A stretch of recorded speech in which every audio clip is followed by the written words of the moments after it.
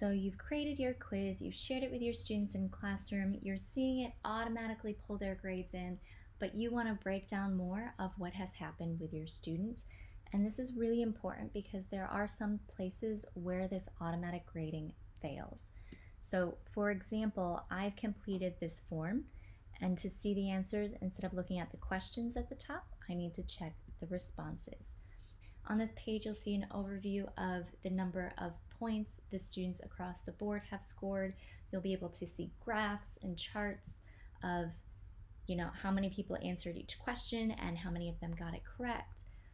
But what's really important here is you can go into each individual student and see how they performed rather than the overview. Or you can look at it question by question. And this is more important for when you're doing short answer or free response questions. So we'll talk more about that later. But you do want to go into the individual feedback setting. You'll see their email. Hopefully it matches their name.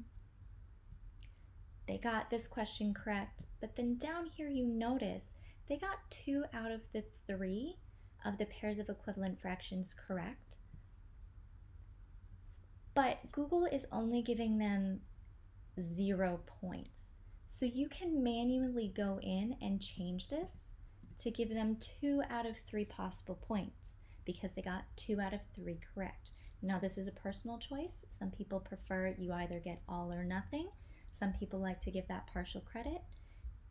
Your choice. You can go in and you can give that partial feedback based on how they performed.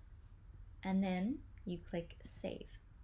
And as soon as you click Save, you'll see up here, it updates their total points correct. Even if you go back to your summary view, it's changed that score from 2 to 4. Now, really important, you can see the change in score, but your student will not be able to see the change in score until you release the scores back to them again. So on Classroom, it will still be showing up as a 2 out of 5 until you change the settings so that it re-releases the scores. And as soon as you click the release button, it will update Classroom and your students will be notified. And the easiest way to do that is you look at your summary view.